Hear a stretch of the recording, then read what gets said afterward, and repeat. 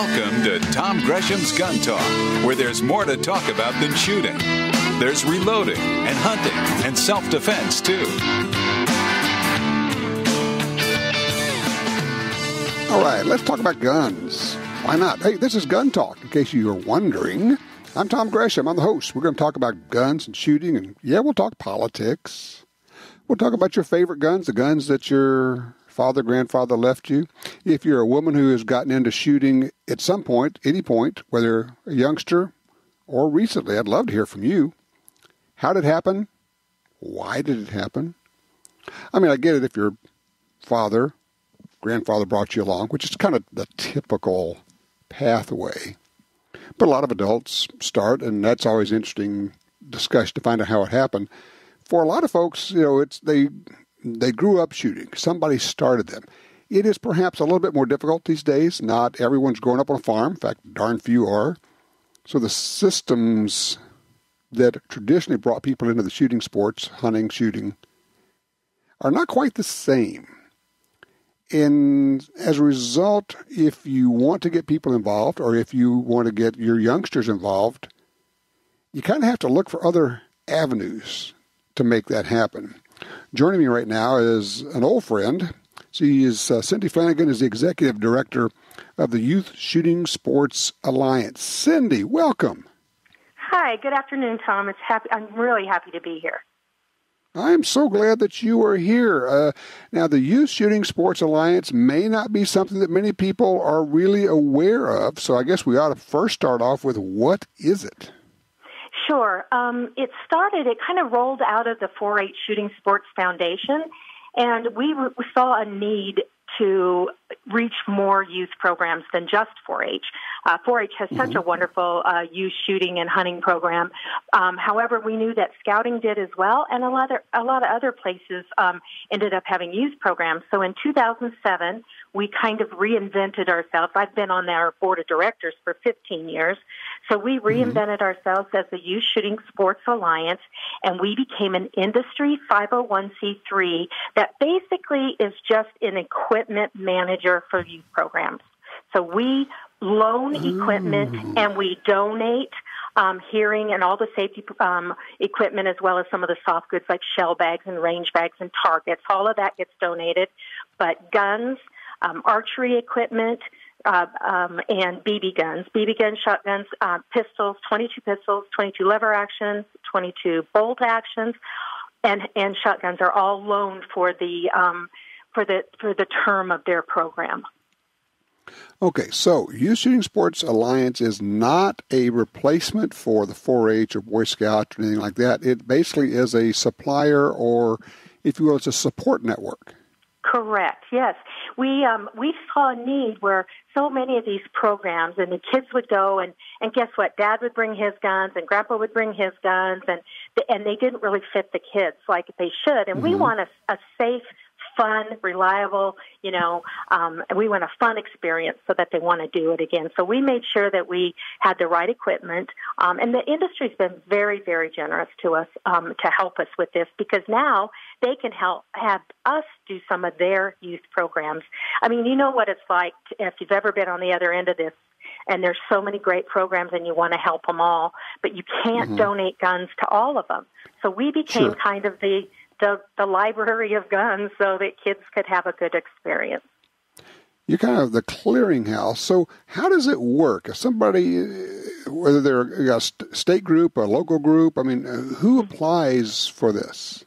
So on our website, which is www.youthssa.com, there is a apply for a grant, and it lists all the equipment that we have in stock that we can loan out. And then at that point, we just approve the grant and what we can and can't have. And of the soft goods we have, we do run out occasionally, and so we can't always give that. But, we go through 15,000, 20,000 disposable hearing a year. And then we have muffs and eye protection. We also have, like I said, paper targets. And the industry gives us a lot of this product, but we also have to go out and purchase a lot of this product. So I'm constantly fundraising. But yes, so youth programs, any of them, from a church group to a summer camp, or even a range that wants to put on a youth program. And if they need equipment Just go to our website and apply for a grant. So when you get a grant and you say, okay, we need 22 rifles, are the rifles on loan or are they given to this group? They are on loan. So we want to make sure that at this point, because the companies like Ruger have given us some 1022s or Henry on lever actions, we want to make sure they're safe and they're good. So we make sure they come back. They can keep them up to a year, and then they send them back to us, and we have a gunsmith go through everything, and then we reloan it out. So that way we can hit a lot more youth programs by loaning the equipment than we can by just donating. We can't hit all of the programs by donating. So we'll pay all the freight going out, and we run it through. Of course, there's a contract. They have to send us a federal firearms license for the firearms. And usually a local dealer is very good to a youth program, and they'll just run it through their local dealer, and then we get it back. And we never have a problem. Everybody has been wonderful. What's the cost to the local organization? Just the freight back on any of the firearms. That's it. Nothing else. That's it. That's it. We do not donate guns or ammunition or targets, like clay targets. That's the only thing. In the beginning, we used to, but it just got such a huge expense we couldn't do it anymore. But occasionally somebody will say, well, I really need, 50 cases of targets. And so we'll give them a firearm to run as a raffle. If they had a raffle running, we'll give them something so they can raise more money. Interesting. Okay. Yeah. And I'm looking at some of your fundraising sources. You got NRA Foundation, Midway USA Foundation, and is there a way where if somebody says, "Well, I think that's a cool idea. I would like to help out," how can somebody help? Well, I would love that. And of course, we'll take anything. We ran a program once called Turn Your Old Gun Into Their New Passion, because we sell a lot of products on Gunbroker. And Gunbroker's been very good to us, and so have the industry partners. So, for instance, like Savage sends us a lot of their salesmen or media samples, and then we turn around and sell them on Gunbroker and take that cash to buy more equipment. Oh, so okay. We can take, if it's industry people, we'll take any kind of product. If it's just a normal, human being like you and me, we could take a check. But we're getting ready to put a Donate Now button on our website, and as soon as that's up and going, I'll let you know. Because, even $5 will help us a lot. It's amazing what we can do with it. And our biggest expense really is freight. That is really something. This is a cool idea. I don't know who originally came up with this, but I think it's just brilliant. Well, this is one thing with the Midway USA Foundation has been such a great partner with us, and Ron Coburn, who used to be the president of Savage, and I don't know if he'd want me to say this on the air, but talk about a generous man. And he was one of our presidents at the time, and he really got us started and donated a very large sum of money to us to really get us on the ground. And then the Potterfields came around, and Larry said, Cyndi, you guys are the missing link to these youth programs. These kids need products, and they can't afford to buy it, and companies can't afford to donate everything. And so he did some matching funds, and now we have an endowment fund with Midway USA that gives us most of our operating capital. So that helps us terrific. Get on. Yeah, it's amazing. And people want to help, and the industry wants to help because they know the youth are not only our future for future purchasers, but they're the voters of tomorrow, and we have to bring them up. And get them outside, and that's our main goal, getting them outside. You bet. Well, Cyndi, this is a wonderful thing. It's called the Youth Shooting Sports Alliance, youthshootingsa.com or is it SSA? Yes, either one. youthssa.com. Either one will get you there. Check it out. And, if you're running a club, you ought to look at that as a way of possibly getting some products and some things for the kids. And honestly, if you think this is something you'd like to throw a few bucks at, or maybe even some of your old guns, by all means, take a look at it and contact Cyndi. Thank you so much. It's always a pleasure to chat with you. You too, Tom. Say hi next time I see you on the show floor. Well, I'm sure I'll see you at the NRA show here before too long. That's true. Okay, you take care. Cyndi Flannigan from the Youth Shooting Sports Alliance. Pretty cool concept. I love the whole idea of what they're doing there. All right, open lines. Anything you want to talk about. 866-TALK-GUN, cool gun stories, family stories. Lay them on me.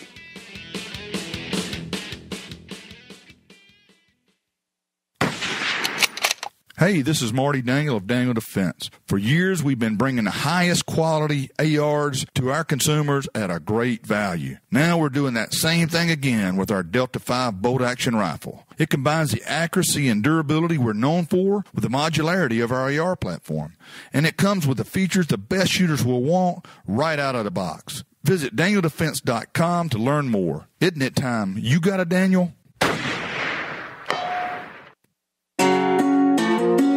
For 36 years, the U.S. Sportsmen's Alliance has been fighting to protect hunting, fishing, and trapping for sportsmen from coast to coast. Today, we are under constant attack from extremist animal rights groups who want to end your ability to hunt in the U.S. Join us to protect our sporting heritage and our way of life outdoors. To join or for more information on how you can help, go to ussportsman.org. That's ussportsman.org. Hi, this is Ryan Gresham from Gun Talk. If you like guns, you need to enter our biggest giveaway ever at guntalk.com/win. One person will win more than $11,000 in guns, gear, and accessories to stuff your safe or hit the range. The grand prize includes a night vision scope and rangefinder from ATN, a custom 1911 from Auto Ordnance, a Crossbreed Holsters concealed carry pack, an FN 509 tactical pistol, the ultimate gun safe organizer pack from Gun Storage Solutions, a custom Glock 22 from Lone Wolf Distributors, clothing, range bags, and more from Proper, Remington's 870 DM and TAC 14 shotguns, plus 2 cases of buckshot, Stag Arms Stag 15 tactical rifle, Tandem Cross rimfire customization kits, a Ruger Mark IV pistol, and much, much more. Go to guntalk.com/win to enter. That's guntalk.com/win. For more than 70 years, Timney Triggers has been enhancing the shooter's experience. Whether it's a local competition, a day at the range, or even the hunt of a lifetime. Setting the standard in aftermarket triggers, Timney is now producing more than 170 models of triggers for bolt-action rifles, shotguns, AR rifles, and semi-automatic rifles. Proudly made in the USA since 1946. Find your new trigger at timneytriggers.com.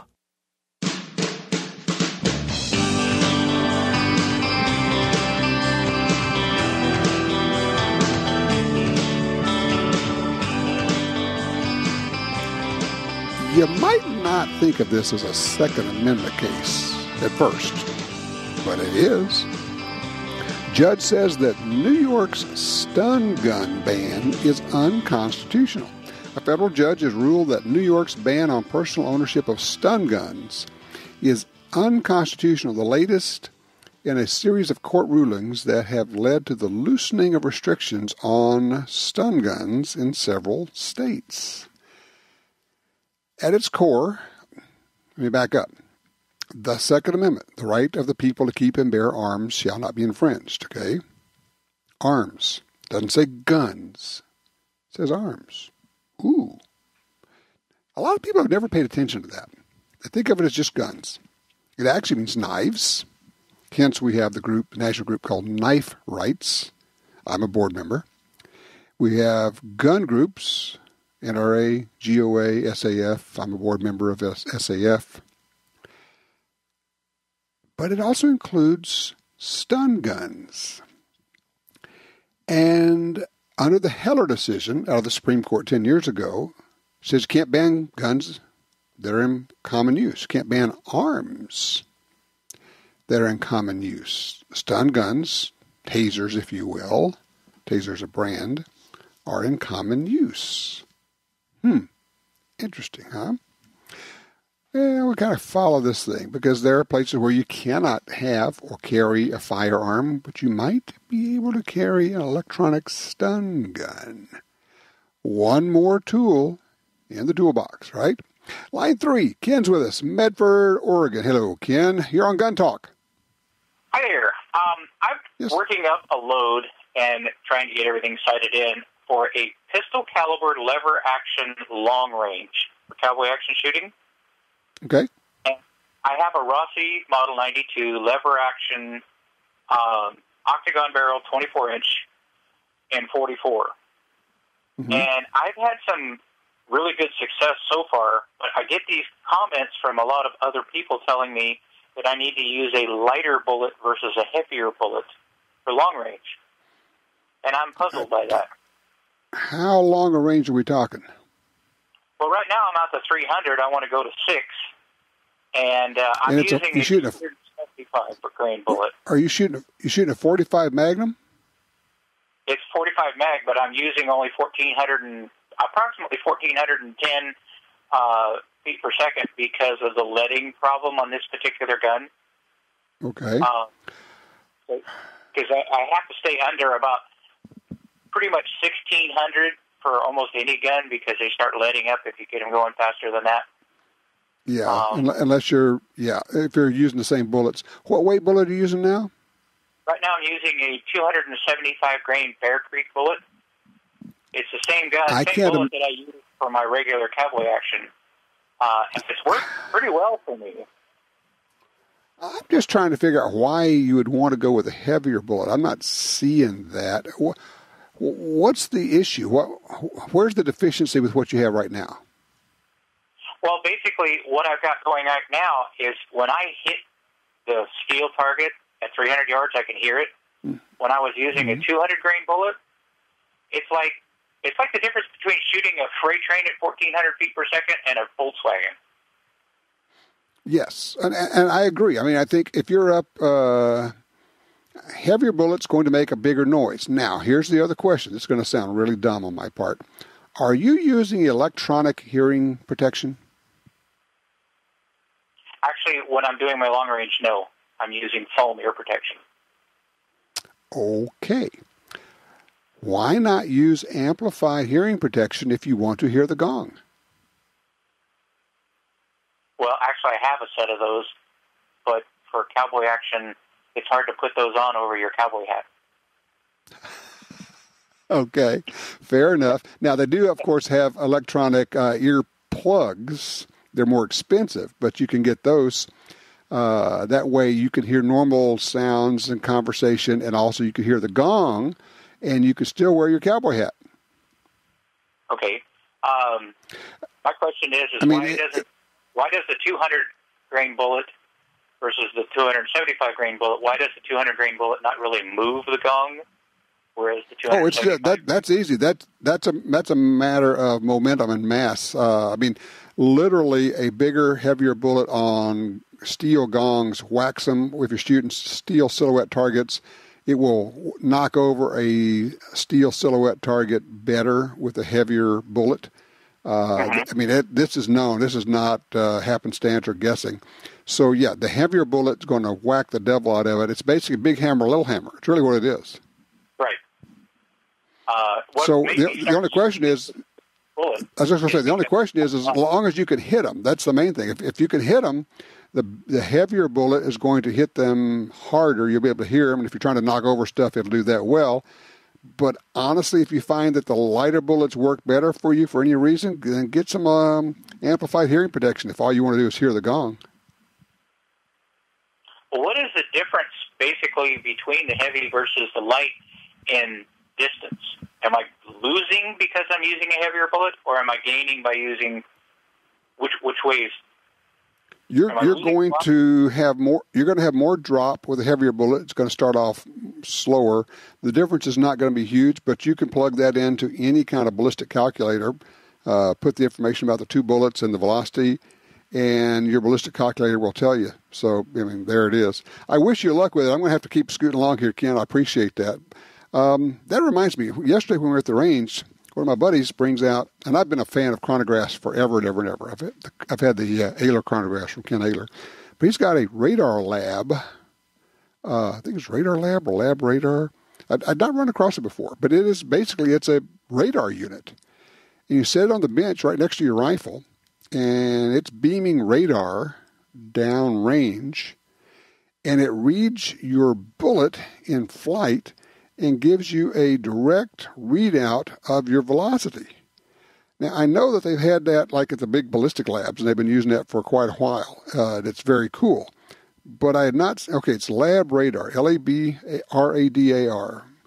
It's probably about a 1 foot square and call it 2 inches thick unit, and it sits up on edge, and it beams down range. I thought it was all as cool as all get out. Trust me, I've used the Ken Ayler stuff because he's like genius, PhD, Dr. Ken Ayler. The one thing about the Ayler rigs, and everything else almost, is that you had to put something downrange. Now, yes, there's a couple of them you can mount to your barrel. I'm not sure how accurate those are. But when you have to put the screens downrange and shoot over them or through them, it takes some time setting that up, and you got to get it all lined up. And if you've done it for very long or any length of time, I will admit that I and pretty much everybody I know have eventually shot the screens, the sensor screens that are downrange. That's pretty much it for the day for chronographing. When you punch a bullet through them, they're done. With this thing, you don't have to go down range. You don't have to disrupt it. If you were at a public range, for instance, shooting your rifles, you could just set it up on the bench and never disrupt anybody shooting.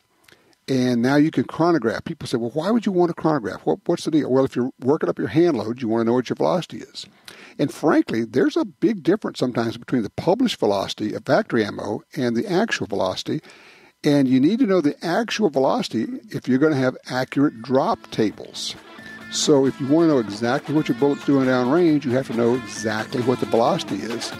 This is cool. All right, question for you. Have you used a chronograph? Have you used a lab radar? I'd really like to know about that. But what's your experience with chronographs, whether you're a factory load person or a reloader? I'd love to know. 866-TALK-GUN will get you in here. Hey, I'm Tom Gresham. It's Gun Talk. Give me a holler. We are open lines for you right now.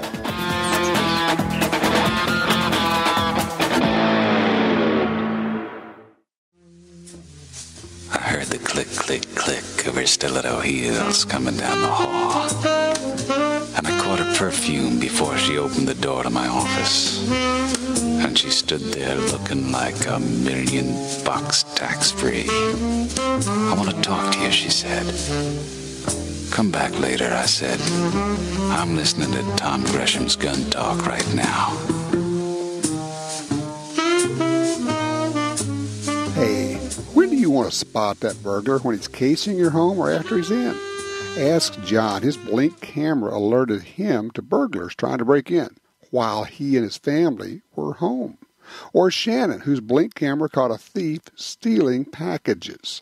Both times, Blink video clips were sent to the police to help convict the crooks.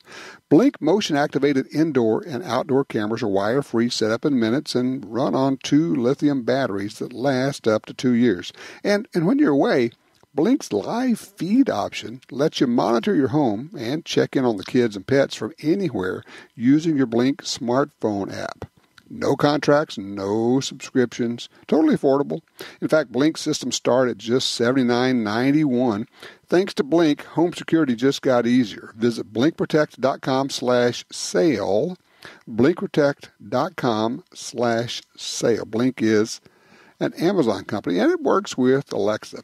Hey, let's go talk to Bill. He's in Anchorage, Alaska on 4. Hey, Bill, what you looking for here? Well, I wanted to talk about loading M16 magazines.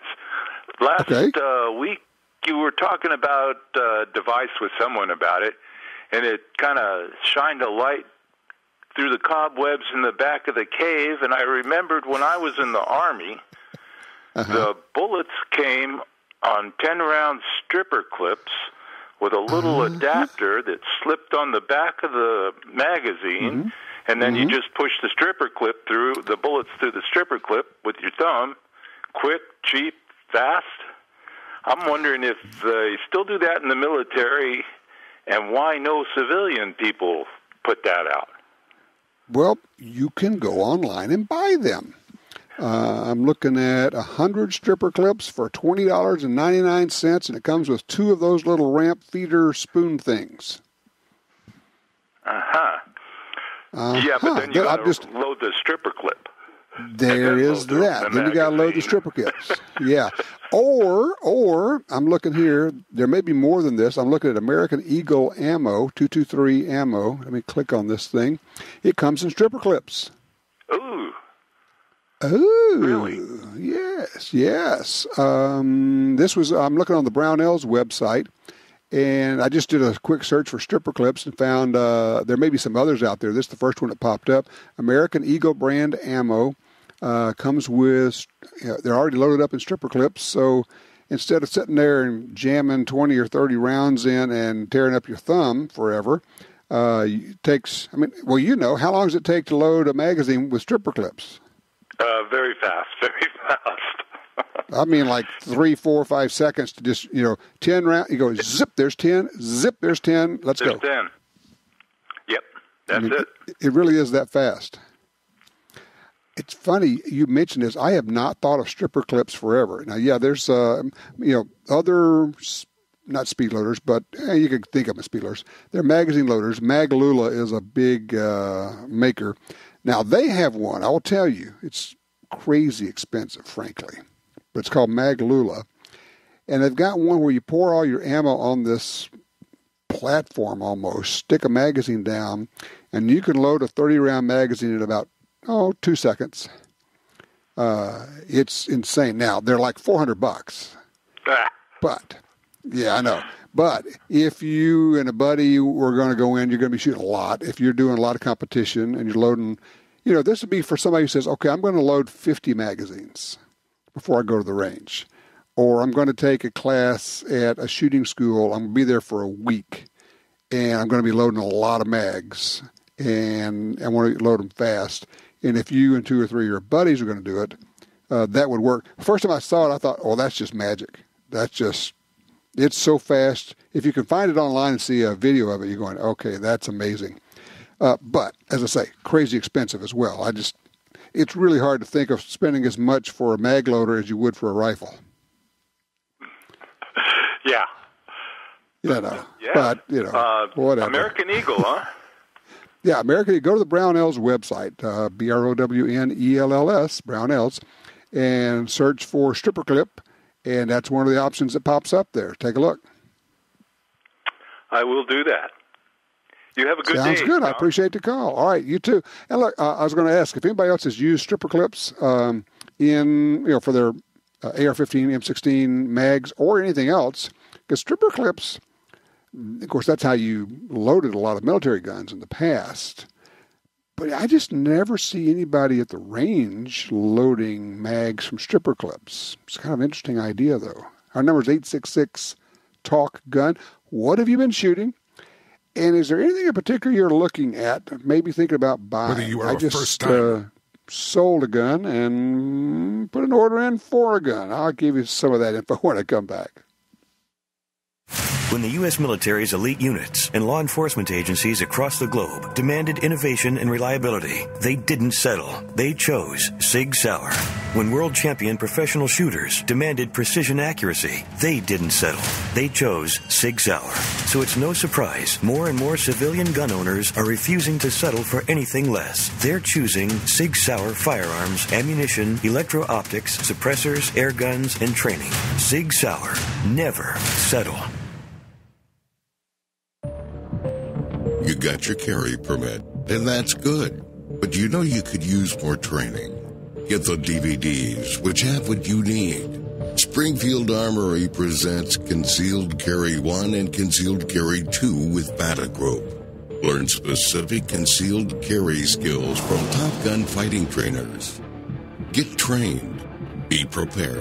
This really is life and death. ShopGunTalk.com. That's ShopGunTalk.com.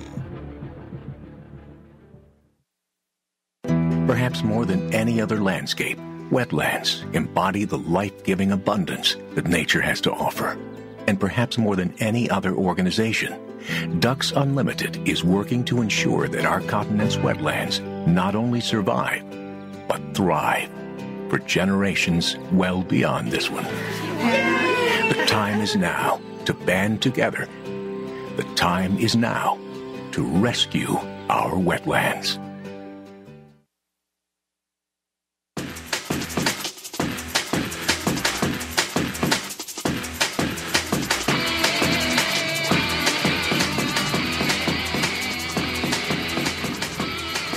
A lot of things going on in the news when it comes to Second Amendment.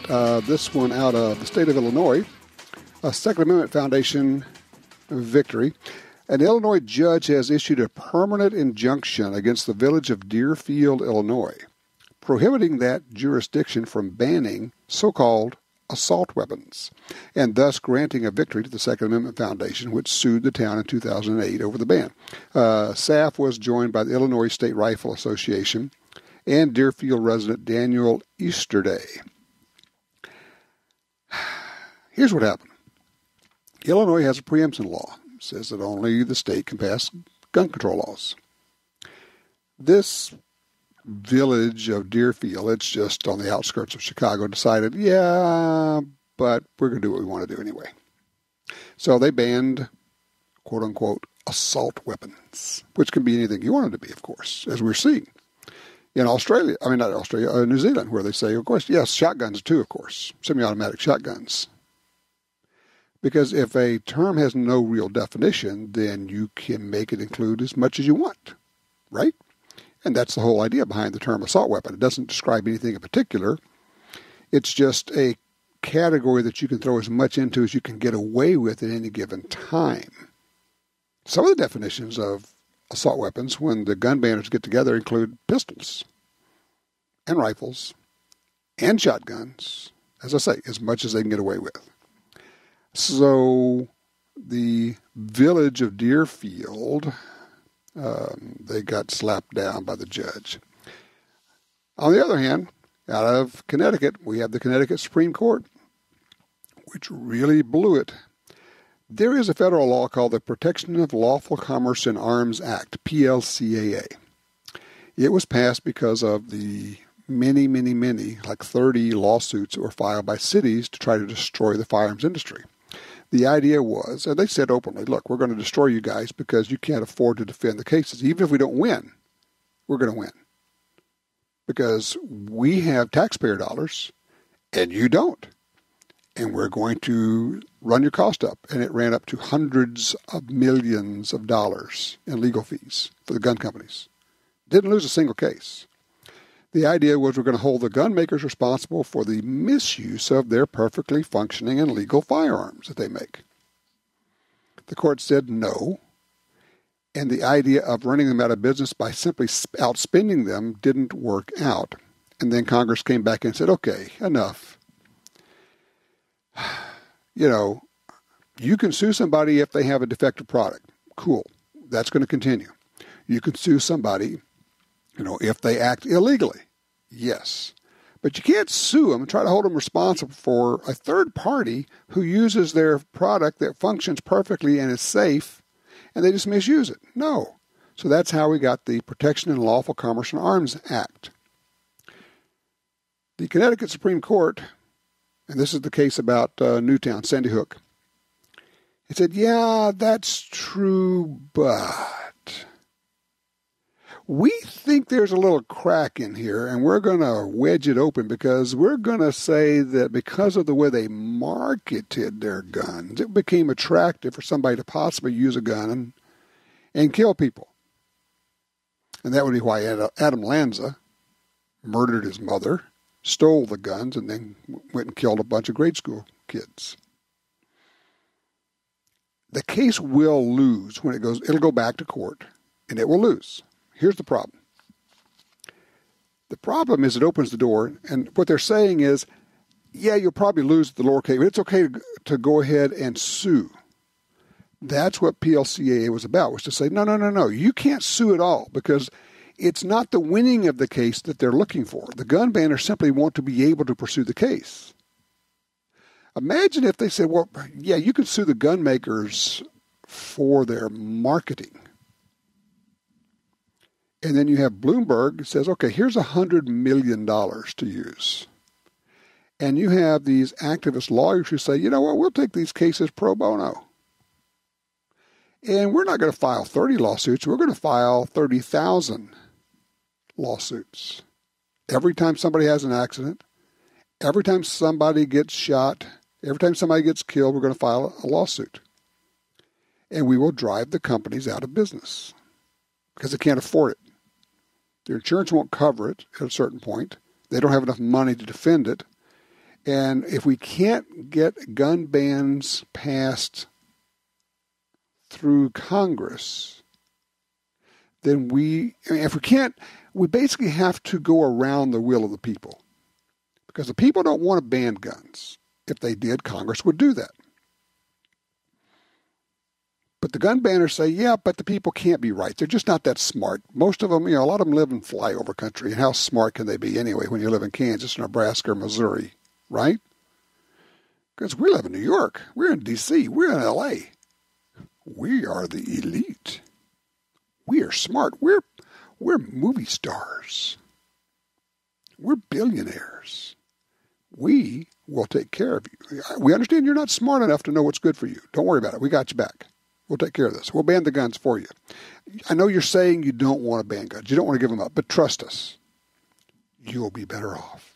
Now, we, of course, are going to continue to have our guns because we'll be able to hire armed guards. And we'll carve out exceptions so that we can have our armed guards while we live behind walls and gates and drive around in armored cars. But for you little people, you people out there in the little towns and flyover country, you don't really need guns. It's for your own good. And they can't get it passed. That's the thing. They cannot get it passed. They can't pass their gun bans, as hard as they might try. So they say, well, what's another way to go? Oh, we'll use the courts.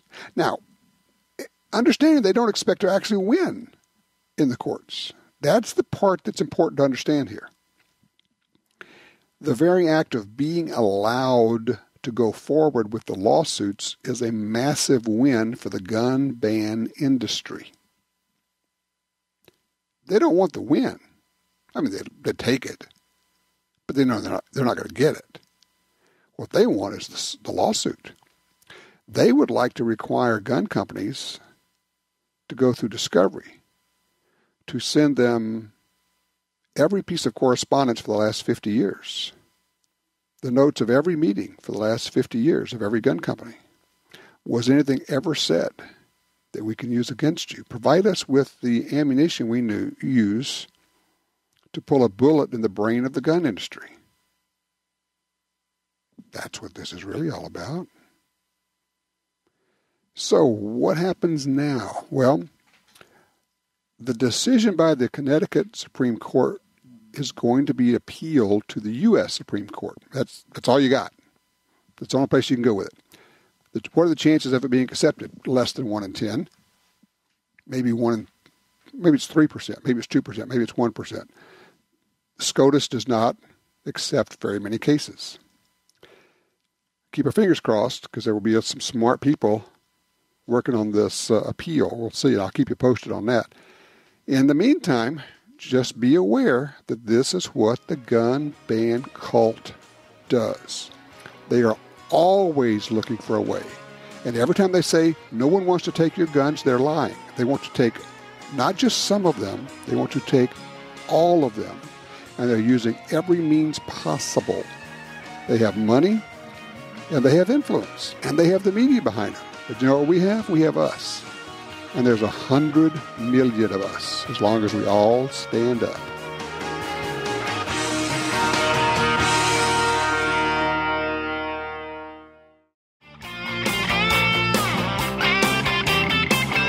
All right, let's go straight to the phones. James is in Dallas on line 5. James, what you got there? Hey, how you doing, sir? Great. I inherited a couple old shotguns from my father. He finally had decided to pass them down. One is they're both actually Mossberg Model 185. The 410 was my grandfather on my mother's side, and I kind of learned how to shoot with that as a kid. You know, snakes and turtles and creeks and such. But for those who don't know, these are bolt-action shotguns. For those who don't know, bolt-actions. Yes, sir. Yes, sir. Okay. He passed on his father's 20 gauge, and it's kind of neat because they are matching make and model shotguns from both grandfathers. Well, they have the screw-on choke tubes And I've always kind of heard people tell me both. Some say, yeah, you can shoot buckshot with the choke tubes on, but other people have told me I always need to remove them for buckshot and slugs. So I was just trying to see if you had any advice on that matter. I would tend to say, well, first of all, I think the thing to do is to contact Mossberg and ask them. They made the gun, so they'll know. But beyond that, I would say I would be safe shooting buckshot through modified choke. Full choke might cause me slight concern, but it does on anything. I wouldn't use full choke on buckshot anyway. It's not necessary. Slugs are a whole different deal, and I just don't know. I would probably go with an open choke or even take the choke tube off for slug because the choke tube is just going to get in the way. It's not going to do you any good. I think I'd probably remove it for shooting slugs, but I would probably use an open choke or a modified choke for buckshot. Okay. Now that I have my firstborn son, they've now kind of became my home defense weapon of choice as well as being my only long guns that I have in the house. Okay, I'm going to make a suggestion. You need to get a better gun. That is not a good home defense gun. It's going to be slow to work. It's going to be a little bit long. I'm going to suggest you find yourself an inexpensive 20-gauge pump shotgun. That's the best thing you got going. Let me run. I got to scoot over to Joe in Shreveport real quick. Line 2. Joe, how much ammo do you need? Well, that is the question of years and years, isn't it, Tom? And in this day and age, I think it's worthwhile to ponder because we face many areas from which we could have some disasters occur, and our ammo supplies would go to nothing. And well, all you got to do is look at any of the Democrat candidates, and there's not a one out there who's even mildly Second Amendment favorable. So, prices of ammo, you let one Democrat get in there, and our ammo prices are going back skyrocketing. So I try to make it a habit of buying a little bit all the time, kind of like savings. I buy that I shoot, but then I buy that I save. And one of the things that we need to think about in terms of the day when it comes that you may not be able to get it is your neighbors, because most of our friends and family and neighbors are not buying ammo regularly, and you provide an opportunity for them. It falls into the category, it sucks to be them. They should have thought about that stuff. I'm sorry, I hate to be hard-hearted, but there it is.